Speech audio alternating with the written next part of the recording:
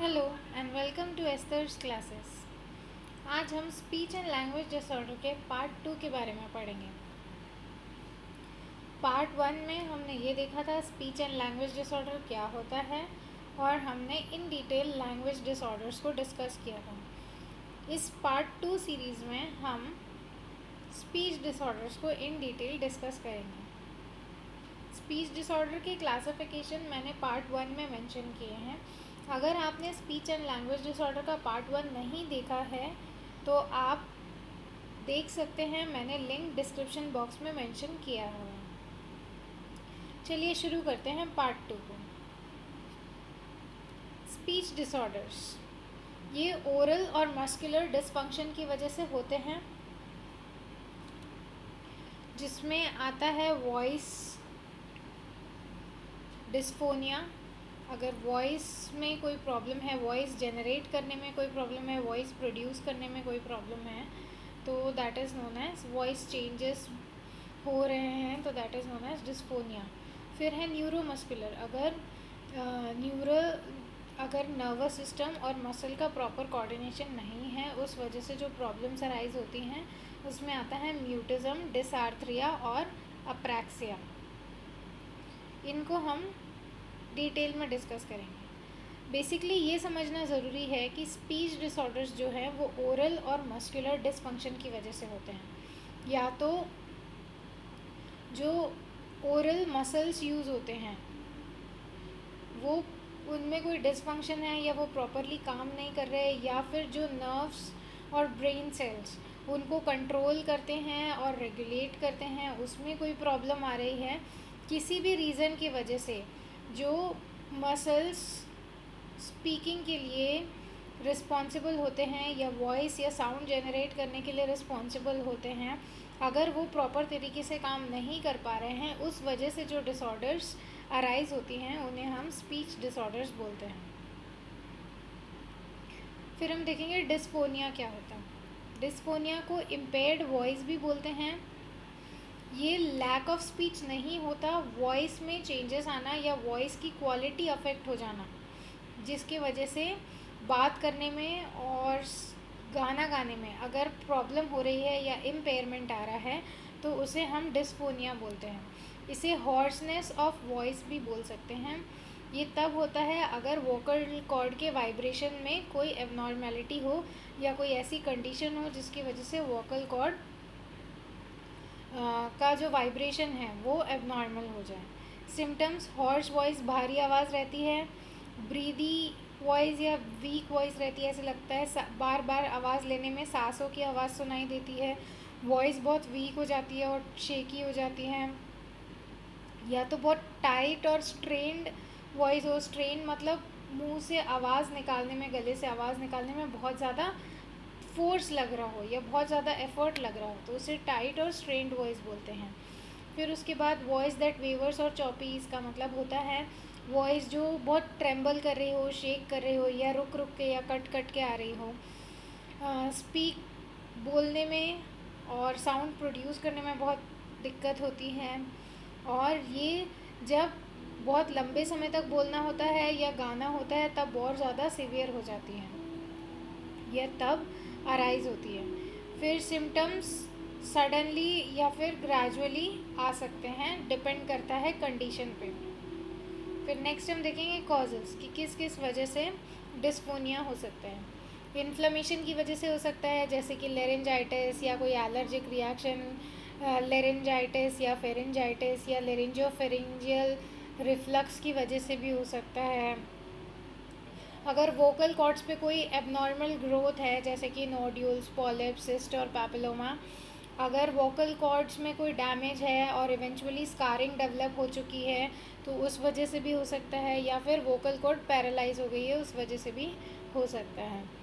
फिर उसके बाद वोकल कॉर्ड पैरालिसिस बेसिकली उस कंडीशन में होता है जब कोई न्यूरो मस्कुलर डिसऑर्डर हो, या फिर अगर जो नर्व्स कंट्रोल करती हैं उनमें डैमेज हो या ब्रेन सेल्स में डैमेज हो, तो उस वजह से वोकल कॉर्ड पैरालिसिस हो सकता है। फिर उसके बाद डायग्नोसिस में डिटेल हिस्ट्री लेते हैं कि पहले वॉइस कैसी थी और अभी वॉइस में क्या चेंजेस दिख रहे हैं, क्या क्या डिसफंक्शन हुआ है, ये सब चीज़ों को हिस्ट्री में लेते हैं। और इसमें कितना इम्पेयरमेंट आया है, कौन कौन सी चीज़ें रुक रही हैं या कौन कौन से काम करने में दिक्कत हो रही है, पहले और अभी में क्या चेंजेस दिख रहे हैं, उसकी डिटेल्ड हिस्ट्री पेरेंट्स से लेना है। फिर उसके बाद ऑडिटरी फंक्शन टेस्ट। जैसे कि मैंने पिछले वीडियो में भी बताया था कि कोई भी स्पीच डिसऑर्डर को डायग्नोस करने से पहले ये जानना बहुत ज़रूरी होता है कि जो बच्चा है वो प्रॉपरली हियर कर पा रहा है कि नहीं। कई बारी speech problem they are a result of improper hearing या फिर ऑडिटरी फंक्शन प्रॉपर नहीं होने की वजह से बहुत सारे स्पीच प्रॉब्लम्स होते हैं। तो कोई भी स्पीच प्रॉब्लम को डायग्नोस करने से पहले ऑडिटरी फंक्शन टेस्ट ज़रूर किया जाता है। फिर फ्लेक्सिबल लेरेंजोस्कोपी, लेरेंजोस्कोप की हेल्प से वोकल कॉर्ड्स को और लेरिंग्स को पूरा एग्जामिनेशन करते हैं।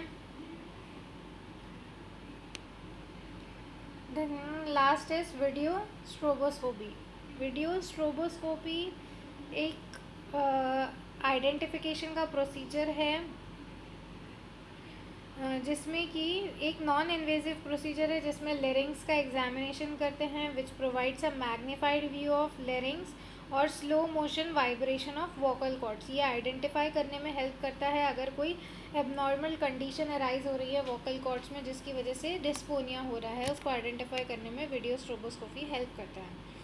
फिर उसके बाद है ट्रीटमेंट। Treatment involve surgery. अगर कोई ओवर ग्रोथ की वजह से हो रहा है तो सर्जरी करते हैं। कोई भी ओवर ग्रोथ है, नोड्यूल्स है, पॉलिप्स है, सिस्ट है, पैपिलोमा है, तो उसके लिए सर्जरी की जाती है उसको रिमूव करने के लिए। और फिर उसके बाद स्पीच थेरेपी दी जाती है वॉइस को और स्पीच को इम्प्रूव करने के लिए। Then next is mutism. Mutism means name itself suggest mute, मतलब कुछ ना बोल पाना। Mutism is lack of speech. ये किसी भी वजह से हो सकता है, साइकोलॉजिकल प्रॉब्लम की वजह से भी हो सकता है और ब्रेन डैमेज की वजह से भी हो सकता है। दो टाइप के होते हैं, न्यूरोजेनिक म्यूटिज़म और साइकोजेनिक म्यूटिज़म।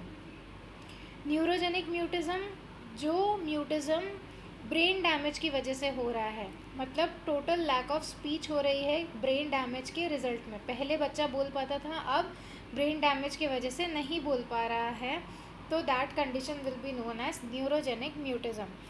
ये डिपेंड करता है कितना सीवियर है, ये इस बात पर डिपेंड करता है कि ब्रेन के कौन से एरिया में डैमेज हुआ है, उस पर डिपेंड करता है। ये शॉर्ट टर्म हो सकता है, लॉन्ग टर्म हो सकता है, स्टैटिक हो सकता है। स्टैटिक मतलब कि अब वो और प्रोग्रेसिव नहीं होगा, जितना है उतना ही रहेगा। और प्रोग्रेसिव का मतलब होता है प्रॉब्लम विद टाइम और ज़्यादा बढ़ती जा रही है। तो ये इस बात पे डिपेंड करता है कि कितना ज़्यादा सीवियर डैमेज हुआ है और कौन से एरिया में ब्रेन के डैमेज हुआ है, जो कि स्पीच और लैंग्वेज को कंट्रोल करती हैं।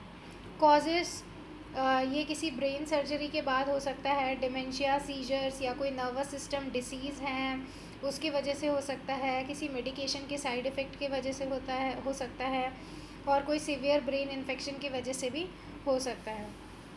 ट्रीटमेंट इसका फोकस करता है कि क्या कॉज है इसका, उसको कॉज को अगर अंडरलाइंग कॉज को ट्रीट करना इसका इनिशियल ट्रीटमेंट होता है और उसके बाद स्पीच थेरेपी प्रोवाइड की जाती है। Then next is psychogenic mutism. Psychogenic mutism को सिलेक्टिव म्यूटिज़म के नाम से भी जाना जाता है। वैसे तो 3 टाइप के म्यूटिज़म होते हैं साइकोजेनिक म्यूटिज़म में।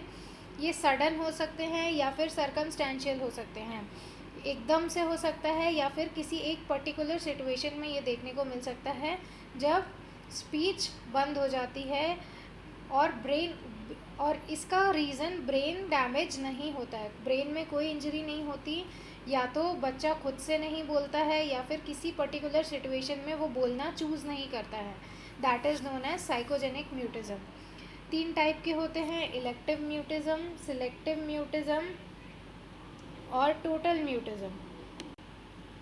इलेक्टिव म्यूटिज़म में एक पर्सन चूज़ करता है कि उसको नहीं बोलना है as a result of any psychological stress, अगर उसको कोई साइकोलॉजिकल स्ट्रेस है या कोई साइकोलॉजिकल इशू है, कोई साइकेट्रिक डिसऑर्डर है, या एकदम से एनवायरनमेंट में चेंज आया है, या किसी नए एनवायरनमेंट में है, या किसी ऐसी सिचुएशन में है जिसमें वो कंफर्टेबल नहीं है, तो वो खुद चूज़ करता है not to speak, that is known as elective mutism.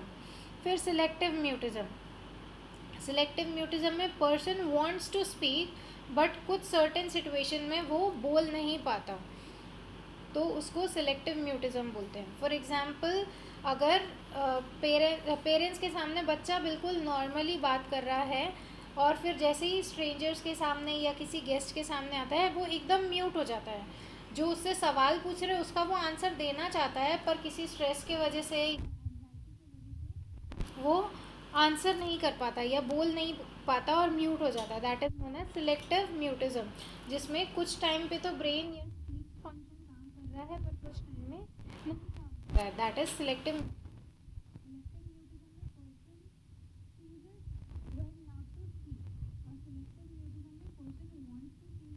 But in then total mutism. Total